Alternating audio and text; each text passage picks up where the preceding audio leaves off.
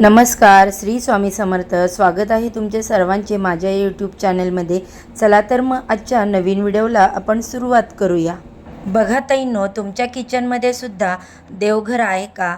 मग ऐका, घर छोटं असो वा मोठं, घरात पाऊल ठेवतात प्रसन्न वाटलं पाहिजे, हो ना?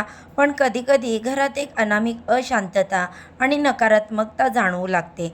आपण सगळीकडे उपाय शोधतो, पण आपल्या स्वयंपाकघराकडे काही लक्ष जात नाही हो. कारण स्वयंपाकघरात याच गुपित दडलेलं असू शकतं. आजकाल जागेच्या कमतरतेमुळे आपण किचनमध्ये देवघर स्थापन करतो, पण तिथे आपल्याकडून 5 अशा गंभीर चुका होतात, ज्या घरातील सकारात्मक ऊर्जा पूर्णपणे संपवून टाकू शकतात. मग कोणत्या आहेत या 5 चुका? आणि जागा बदलणं शक्य नसेल तर त्यावर कोणता सोपा उपाय आपण करू शकतो? चला जाणून घेऊयात. आजकाल शहरांमध्ये फ्लॅट संस्कृतीमध्ये जागेची खूप कमतरता असते. अशा वेळी मनात इच्छा असूनही स्वतंत्र पूजा खोली बांधणं शक्य होत नाही. मग आपण काय करतो? अगदी श्रद्धेने आपल्या लाडक्या देवाचं घर आपल्या स्वयंपाकघरातच तयार करतो. शास्त्रानुसार किचनमध्ये देवघर ठेवणं अजिबात चुकीचं नाही, पण म्हणतात ना, देव जितका भावाचा भुकेला असतो तितकाच त्या पवित्र जागेची ऊर्जाही महत्त्वाची असते. स्वयंपाकघरात देवघर ठेवताना वास्तुशास्त्राचे काही नियम पाळले नाहीत तर घरातील सकारात्मक ऊर्जा कमी होऊ लागते. चला तर मग जाणून घेऊयात. पहिली आणि सर्वात मोठी चूक म्हणजे गॅस शेगडीच्या अगदी वर किंवा खाली देवघर बनवणं. मंडळी, बघा, वास्तुशास्त्रात चूल म्हणजे अग्नितत्व आणि देवघर म्हणजे ईश्वराचं अत्यंत पवित्र स्थान. विचार करा, अग्नी आणि देवत्व एकाच ठिकाणी आले तर काय होईल? त्यांच्यात संघर्ष निर्माण होईल. शिवाय रोज स्वयंपाक करताना निघणारा धूर, उष्णता आणि तेलाचे कण आपल्या देवांच्या मूर्तीवर किंवा फोटोवर उडतील, जे अजिबात योग्य नाही. म्हणूनच गॅस आणि देवघरात नेहमी सुरक्षित अंतर ठेवावं.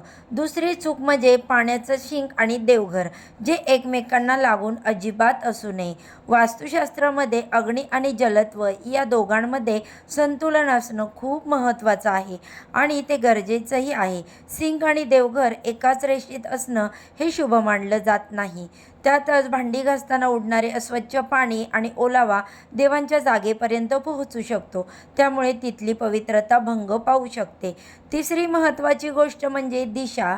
अनेकदा जागा मिळणे तिथे आपण देवघर ठेवतो, पण लक्षात ठेवा, देवघर कधीही दक्षिण दिशेला नसावं. घराची ईशान्य कोपरा म्हणजे उत्तर पूर्व दिशा ही देवघरासाठी सर्वात उत्तम आणि शुभ मानली जाते.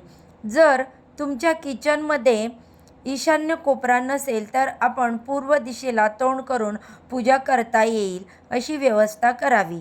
त्यानंतर चौथी चूक जी अनेक घरांमध्ये नकळत होते ती म्हणजे देवघराच्या खाली आणि अवतीभोवती जुनी भांडी, रिकामे डबे किंवा कचरापेटी वगैरे ठेवणे. आपण देवापाशी सुख मागायला जातो, पण जर तिथेच नकारात्मक ऊर्जा देणाऱ्या वस्तू असतील तर कसं चालेल? देवघराचा परिसर नेहमी स्वच्छ, नीटनेटका आणि सुगंधी ठेवा. विशेषतः कचऱ्याचा डबा देवघरापासून लांबच ठेवा. त्याचबरोबर 5वी गोष्ट जी खूप कमी लोकांना माहीत आहे आणि ती म्हणजे देवघराला पडदा न लावणं. जर जागेअभावी तुम्हाला देवघर किचनमध्येच ठेवावं लागत असेल आणि त्याची जागा बदलणं शक्य नसेल तर काळजी करू नका. देवघराला एक छोटासा सुंदर पडदा लावा. जेव्हा तुमची घरात तामसिक भोजन तयार करत असाल किंवा किचनमध्ये इतर काम सुरू असेल तेव्हा हा पडदा लावून घ्या. त्यामुळे देवस्थानाची पवित्रता जपली जाते. हा छोटासा उपाय खूप मोठा फरक पाडू शकतो. आता तुमच्यापैकी अनेक जण विचार करत असतील की आमचा फ्लॅट खूप मोठा नाही, छोटा आहे, तर आम्ही काय करायचं? तर बघा ताईंनो, देव आपल्या परिस्थितीला समजून घेतो. प्रत्येकाला स्वतंत्र पूजा खोली मिळतच असतं असं नाही. त्यामुळे घाबरून जाण्याची किंवा चिंता करण्याची अजिबात गरज नाही. तुम्ही फक्त काही सोप्या गोष्टी पाळू शकता. देवघर नेहमी स्वच्छ ठेवा. गॅस आणि सिंकपासून ते शक्य तितकं लांब ठेवा. रोज न चुकता सकाळी आणि संध्याकाळी दिवा अगरबत्ती लावा. आणि हो, आपल्या मगाशी सांगितल्याप्रमाणे एक छोटासा पडदा नक्की वापरा. थोडक्यात सांगायचं तर किचनमध्ये देवघर असणं हे चुकीचं नाहीच, पण तिथली मांडणी आणि स्वच्छता कशी आहे हे महत्त्वाचं आहे. हे नियम आपल्याला पारंपरिक मान्यतेवर आधारित आहेत. मनात श्रद्धा असेल आणि जागा स्वच्छ असेल तर तिथे देव नक्कीच वास करतो. मग आता कमेंट करून नक्की सांगा की तुमच्या घरात देवघर कुठे आहे, किचनमध्ये की स्वतंत्र खोलीत. आणि हा व्हिडिओ जर तुम्हाला मनापासून आवडला असेल तर लाईक करा आणि आपल्या नातेवाईकांसोबत शेअर करा.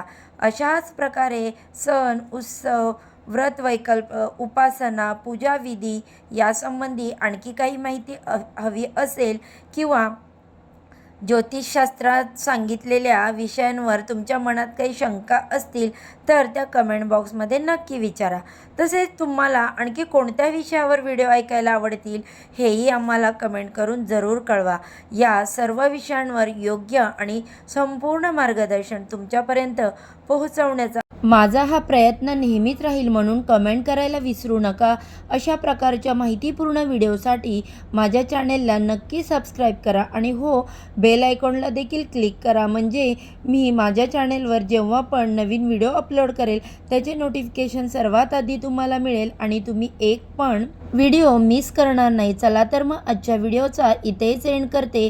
अशा छानशा माहितीसोबत पुन्हा उद्या नव्याने भेटू. सर्वांना श्री स्वामी समर्थ.